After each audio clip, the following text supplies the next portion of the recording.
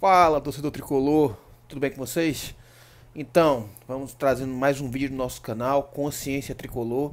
Desde já antecipo, se gostar, se inscreve no canal, deixa seu like, se quiser também marca o sininho para poder ter as notificações de todos os nossos vídeos novos que forem chegando aqui dentro do canal.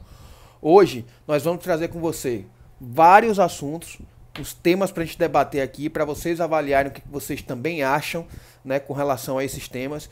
E nós vamos falar aqui, o Caleri não teve lesão, como foi o papo dos jogadores da chegada do Ceni, isso é uma coisa que era uma curiosidade geral. A gente vai falar sobre preço de camisa, nessa camisa aí que tá chegando aí agora, nessa campanha aí do Outubro Rosa, né? Vai falar também um pouquinho da chegada do Milton Cruz voltando pro profissional, o que você achou disso. A gente vai falar sobre contratações, qual o perfil de contratações que você acredita que o São Paulo deveria fazer. Eu vou dar as minhas sugestões dentro do patamar da realidade e espero que vocês comentem e dêem a sugestão de vocês. Tá certo? Vamos embora pro vídeo. Primeiro assunto hoje do canal que a gente vai debater é sobre a questão do Caleri, né? A gente teve uma excelente notícia hoje, né, que o Caleri não teve lesão, foi só um edema na coxa. Existe uma possibilidade muito grande de ele não jogar contra o Bragantino, né, contra o Red Bull Bragantino. Mas já é uma notícia espetacular esse jogador não estar lesionado, porque ele vai ser muito importante nessa retomada da final, aí, do final da reta do Campeonato Brasileiro, né? Então é uma notícia excelente pra gente, que ele não tenha se lesionado, tenha só sido essa questão do edema e que isso seja tratado da maneira mais rápida possível. Tá certo? Então, notícia boa pra gente, hein? Caleri logo logo tá de volta. Vamos lá, o Newton César, do canal da Jovem Pan, ele deu uma declaração que, fontes que ele tem lá dentro e tudo mais, sobre o papo que teve com os jogadores do São Paulo com relação à troca do treinador. E ele deixa uma frase assim meio que emblemática, né? Que é colocar o que foi passado para a diretoria para os jogadores foi que, se não correr a partir de agora, a partir da próxima temporada já pode procurar outros clubes para você estarem se alocando, porque aqui no São Paulo não vai ficar mais. Ou seja, o recado é muito claro. O recado é, se não der certo com esse treinador, esqueçam, a gente também não vai trocar próximo treinador, não adianta fazer corpo mole, ou vocês correm com esse, ou quem vai rodar a próxima agora vai ser vocês. Isso pra mim ficou muito claro, esse recado, e aí o torcedor, você vê uma postura diferente dos jogadores agora, já numa reação. Alguns torcedores em papo falaram, mas quando o Crespo chegou, o time também demonstrou esse tipo de garra. Com a época, durante um período com o Diniz, esses caras também se entregavam pelo Diniz. E depois do nada, esses caras pararam de se entregar. Não deixa de ser uma verdade, mas a gente tá vendo agora em cima de uma nova gestão, em cima de um posicionamento de uma conversa que foi realizada. A gente espera que de fato seja cumprida. Quem de fato não se entregar, não tem por que permanecer no São Paulo para a próxima temporada. O clube é muito grande, paga muito bem aos jogadores e não tem sentido algum ter jogador desmotivado. Me remete muito sempre às falas do Muricy. O Muricy fala, jogador de futebol não precisa de motivação. A motivação ele tem comida do melhor, preparação física do melhor, toda a estrutura do melhor, fisioterapeuta, psicólogo, salário alto, ou seja, não tem com que o cara se preocupar, exceto jogar futebol. Então não tem justificativa para você ver um time que não corra. A gente espera que daqui para frente esse time mantenha essa postura e que, consequência disso, a gente já sabe que vai vir resultados positivos. Bom, um assunto meio polêmico agora, que a gente vai tratar, que é o retorno do Milton Cruz ao time profissional a pedido do Rogério Ceni. Isso é um assunto que divide opiniões. Teve gente que gostou, teve gente que foi indiferente, teve gente que não gostou. Eu, particularmente, acredito que seja, de certa forma, um retrocesso dentro do São Paulo. Ok, foi atender um pedido do treinador, de um profissional que já estava no clube e que passou a só trabalhar, já que é confiança do treinador. Então a gente vai dar esse ponto de ressalva, de consideração, de não levar tão a ponta da faca com relação a isso. Mas eu, particularmente, não gostei. Eu achei desnecessário, essa é a palavra. Não vejo sentido do Milton Cruz tá trabalhando no profissional. Essa é minha visão, certo? Não sei a de vocês, o que vocês acham? Vocês acham que o Milton Cruz deveria estar juntando com o Rogério Ceni no profissional? Vocês acham de fato que é interessante para o São Paulo ter o Milton Cruz de volta? Ele é importante para dentro do grupo? Ou foi um caprichozinho do Rogério Ceni? Digam vocês aí, falam nos comentários.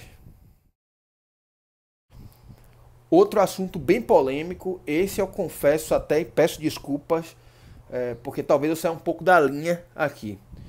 Dessa vez vai uma crítica bem grande a essa gestão atual, no qual eu ainda tenho confiança, mas está começando a abalar, sendo muito sincero, com relação a preço de camisa. Uma das diretrizes do Júlio Casares na sua promessa de campanha é que ia ter um debate forte com a Adidas sobre promoções, campanhas, ações a serem realizadas, e o que está se vendo é que não mudou nada. Os preços das camisas são altíssimos, não sei você, torcedor, para mim elas são caras. Uma camisa acima de R$ 300, uma camisa oficial, ela é cara, mas aí como eu escutei já de torcedores, mas o padrão é esse, tudo bem, já que o padrão é esse eu não vou discutir, mas eu acho fora de uma realidade, principalmente num país que está em crise financeira, né? Mas ok, eu não vou discutir sobre o preço do promocional, mas essa camisa da ação do Outubro Rosa, eu fui olhar o preço na internet hoje, porque me interessei para comprar, tá? R$ 266 o pré-lançamento. Detalhe, hein? Detalhe, esse detalhe é fundamental. Pré-lançamento de uma ação de Outubro Rosa no dia 19 de outubro. Ou seja, o lançamento vai ser quando? Em novembro? Vai ser Novembro Rosa agora? Porque novembro é azul, não é uma coisa assim? Vai ser Novembro Rosa agora? Que isso, marketing? Júlio Casares, um especialista em marketing, permitiu uma situação como essa? Eu vou citar um exemplo que eu conversei com um amigo meu, que é torcedor do esporte.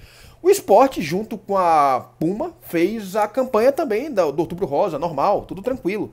A ação, a pré-venda foi dia 30 de setembro. A venda normal a partir de 1º de outubro. Se você tem uma ação de Outubro Rosa, é outubro, o mês inteiro, para você trabalhar em cima da venda da camisa. Mas aí eu escutei também que a camisa é para um público seletivo. Quer dizer que a Adidas, como interesse de venda de camisas, o São Paulo tem um percentual dele na venda das camisas, não tem interesse de vender para o seu público. Tem interesse para vender para um público restrito, tanto é que edições limitadas. Essa questão de edição limitada, eu sou muito relativo com isso. Será que é limitada mesmo ou não? O fato é, na minha opinião, os preços são absurdos, acabam levando, infelizmente, a torcedor tá comprando camisa com falsificação, com pirataria, réplicas, né, como é falado assim, pelo fato de não ter, no mínimo, uma linha que esteja um valor promocional para atender um torcedor que não tem uma renda suficiente. Gente, a gente está falando de 1/4 do salário mínimo. A camisa oficial vacilar 1/3 do salário mínimo. É absurdo uma coisa dessa. E não se tem uma linha. Eu vou citar um outro exemplo aqui agora. Pesquisa você para ver se eu estou enganado. O Bahia fez uma ação agora, ele não se vinculou a nenhuma distribuidora de material esportivo. Ele mesmo está fazendo os materiais dele e vendendo os materiais. Fez o padrão a preço popular, a base de R$ 100, o padrão oficial, recorde de vendas no clube. Tanto o primeiro com o uniforme 1 como o uniforme 2. Fez agora um lançamento para sócio-torcedor, para chamar sócio-torcedor de uma camisa que está sendo vendida, que é a camisa Sangue. Só para sócio-torcedor, uma camisa que eu achei muito bonita. Compraria, inclusive, essa camisa. Também nessa faixa de preço, que está dentro do orçamento da grande maioria comprar, ou que pelo menos a maioria faz um esforço para poder comprar a questão da camisa. Lança a camisa comemorativa a preço nessa faixa de preço. Anos passados, quando tinha distribuidora de material esportivo, tinha uma segunda linha, digamos assim, de uma camisa de treino, enfim, uma camisa oficial do clube, mesmo que não fosse a de jogo, com um preço mais baixo. Isso é o óbvio, você precisa ter uma segunda opção. Pô, o torcedor que ganha um salário mínimo, ele tem condições de comprar uma camisa de 300, 350 pau oficial? E ajudar o clube de certa forma? Não tem, cara, ele não tem. Mas se fosse uma camisa de R$ 100, uma de segunda linha, uma camisa de treino, eu tenho certeza, ou pelo menos quase certeza, que esse cara se esforçaria e compraria. Primeiro pensando em ajudar o clube também, e segundo porque ele queria ter uma camisa oficial do time dele. Poxa, quantos mais camisas poderiam ter sido vendidas? É a mesma coisa que a gente falou do estádio aí agora. O estádio com preços de ingresso absurdo, deu isso aqui de público. Foi eles abrirem o setor de preço mais popular, deu uma quantidade maior de público. Isso é meio que óbvio, isso é quase que óbvio essa situação. Então, Júlio Casares, diretoria, vamos rever essa situação, cara. Foi promessa de campanha, não tô falando nada diferente disso não. Tá certo? Vamos rever essa situação. O torcedor merece ter pelo menos a possibilidade, uma opção de comprar uma camisa com custo um pouco melhor. Agora vamos falar de uma coisa que interessa muita gente, que é contratações. qual o perfil que o São Paulo traça para a próxima temporada, qual o perfil que você, torcedor, gostaria para a próxima temporada. Se eu quero ouvir a opinião de vocês, deixe nos comentários. Eu vou traçar a minha opinião do tipo de contratação que eu gostaria dentro da próxima temporada, logicamente levando em consideração, gente, que o clube está em uma situação financeira precária. Não tem grana para contratar, então não adianta esperar contratações de nível Flamengo, contratações de nível Atlético Mineiro. Isso é fora de uma realidade do clube atual hoje. Vamos pensar dentro de uma realidade de mercado. O que eu mais admirava no São Paulo era uma coisa que eu admirava muito de gestões antigas, como por exemplo o Marcelo Portugal Gouveia, era que o São Paulo ele tinha um planejamento. E quando se terminava um campeonato como o Campeonato Brasileiro, o São Paulo já tinha 3, 4, 5 contratações de jogadores que foram destaques em outros clubes do próprio campeonato, da Série B, certo? E esses jogadores estavam em final de contrato. O São Paulo já tinha isso com o Scout, que funcionava diferente desse Scout corintiano atual que não funciona. Não adianta o senhorzinho lá, o outro senhorzinho lá, que eu não vou citar o nome não, daquele senhorzinho lá que é cupulado com o Júlio Casares lá. Ele é um pouquinho arrogante, fica a critério de vocês de imaginar quem é, dizer que esse setor realmente funciona, porque não funciona, tá? Do Scout do São Paulo, sinto muito dizer a ele precisa rever o conceito dele, porque ele não entende de futebol também, que fica de passagem, né? Mas é outro assunto para outro dia, tá bom? Então o São Paulo ele tinha um DNA de encontrar esse tipo de jogador, vamos lembrar de nomes como Cicinho, Mineiro, Josué, Danilo, Souza, que veio de Campeonato Paulista, enfim, o São Paulo encontrava essas peças. Bicho, lógico que nesse tipo de contratação você tem que gastar pouco. Por quê? Porque é arriscado. É um risco maior. É um jogador que de repente que não jogou num clube da dimensão do São Paulo ainda, e esse jogador talvez sinta esse peso. Não são todos que vão chegar, vestir a camisa e sair jogando. Mas é algo viável. É algo viável. E dentro desse conceito, o São Paulo se destacava. Tinha a ser invejado, a ser copiado. E hoje em dia não faz mais. E quando faz mal feito. E quando resolve fazer, gasta uma grana que não tem sentido, como foi gasto pelo Pablo. Então, é um tema que está sendo colocado. A minha opinião é que o São Paulo deveria tentar resgatar esse DNA de tentar contratar jogadores ou a custo baixo, ou empréstimo com passe fixado baixo, desses jogadores que estão se destacando Série A, Série B, e aí uma ou duas peças de nome maior, certo? E aí sim você teria um equilíbrio dentro do elenco. Saindo bastante gente que não tem sentido estar no São Paulo ainda, né, que não tem condições, infelizmente, de jogar com a camisa do São Paulo. Já foi provado, não dá certo. E aí eu posso citar dois nomes, na minha cabeça é muito claro, também polêmicos. Reinaldo e Igor Vinícius são dois nomes que não tem condições nenhuma de jogar no São Paulo. Torcendo muito pela venda de Lisieiro, de Igor Gomes, de Sara, enfim, Cia, para a gente poder fazer essa remontagem de elenco, né? E aí eu trouxe alguns nomes que eu vou citar para vocês, de nomes que seriam minha sugestão, certo? Mas eu vou citar agora uma outra situação. A situação que eu vou estar citando agora para vocês é com relação ao Diego. Saiu em alguns canais, alguns blogs e tudo mais, que o Diego seria o primeiro nome solicitado pelo Rogério Ceni para, na verdade, ser o primeiro reforço para a próxima temporada. Alguns torcedores estão enganados com uma informação que o Diego renovou o contrato com o Flamengo. O Diego ainda não renovou o contrato com o Flamengo. Diego Ribas, tá? O Diego não renovou, ele tem apalavrado a renovação, acertado verbalmente de boca a renovação, certo? É uma grande chance de ele ficar no Flamengo. Mas se o São Paulo se movimentar nesse momento, quando ainda não assinou o contrato, é possível sim a contratação desse jogador. E esse jogador, na minha opinião, seria de extrema valia e importância. Lógico, num contrato curto, num salário coerente, tá? Não vamos também pensar em salário estratosférico, salário muito acima da média, porque não vale. E ele também já tem uma idade avançada, não adianta contrato longo. Mas um contrato de 1, 2 anos, ele seria extremamente importante. Talvez ele não seja essa técnica toda, esse 10 clássico, esse cara que a gente espera no meio de campo, que por exemplo o Benítez faz esse papel, apesar de estar vindo numa fase ruim, tá melhorando agora e tudo mais, mas ok, seria essa peça que a gente tá falando. Ele não é, mas ele é um líder, e ele é um líder falante, e no São Paulo falta um líder falante. Falta um cara que cobra jogador, falta um cara que cobra dentro do vestiário, falta um cara que grite com o jogador, manda calar a boca e joga futebol. E se você tem alguma dúvida que o Diego Ribas é isso, faz o seguinte, vai aqui no próprio YouTube, pesquisa aí, ó, Diego Ribas cobrando a Gabigol no vestiário, Diego Ribas cobrando a Gabigol dentro de campo. Ele simplesmente botou o Gabigol como liderado dele. Puxou a responsabilidade e coloca o Gabigol no lugar dele. Gabigol é um cara difícil de se lidar. Então, talvez seja por isso a grande confiança e o interesse do Rogério Ceni no Diego Ribas. Talvez não seja só pela qualidade técnica que de fato ele tem, mas pode não ser do gosto de muita gente, mas é muito mais pela questão da liderança que o Rogério Ceni precisa ter dentro do elenco, dentro de campo. O cara que segura o rompante da situação quando a situação está mais aperta. É isso que ele enxerga do Diego Ribas. É isso que ele enxerga. E, torcedor, se por acaso, no seu pensamento, o peso de não querer um Diego Ribas seja porque quando ele tinha 17 anos, esse cara subiu no escudo do São Paulo, vamos reciclar, né, cara? Vamos renovar, vamos mudar de pensamento. Pelo amor de Deus, o cara era um moleque, tinha 17 anos e tava comemorando um gol. Pô, a Arboleda vestiu a camisa do Palmeiras e todo mundo acha a Arboleda um monstro. Então, vamos devagarzinho. Por esse motivo, não. Pode ser por outros motivos. Mas eu acho uma excelente contratação. Então, já antecipando, ele seria uma contratação do meu meio de campo, caso eu tivesse o poder de escolha de contratação dentro do São Paulo, certo?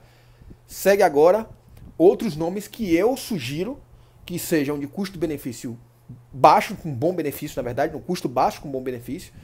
E aí vocês avaliam e, se possível, sugerem seus nomes também. Outro conceito que eu vou falar sobre isso, tá? Criticar a opinião de alguém que se expõe dizendo a sugestão de nome é muito fácil. Difícil é você opinar e dar sugestão melhor. Ou corrigir a situação, ou dar uma sugestão de um jogador, por exemplo, melhor do que aquele que seu coleguinha deu e que você achou que não era bom. Porque criticar nessa vida é fácil, difícil é fazer melhor. Beleza? Então eu vou dar a minha sugestão e você fica com a sua. Tá? Se não gostar também, tem todo o direito de criticar. Não tô aqui pra não receber crítica, não. Receber crítica faz parte, tudo normal. Beleza? Então, o primeiro nome que vem na minha cabeça é pra goleiro, né? Eu, particularmente, não sinto confiança no Ivan.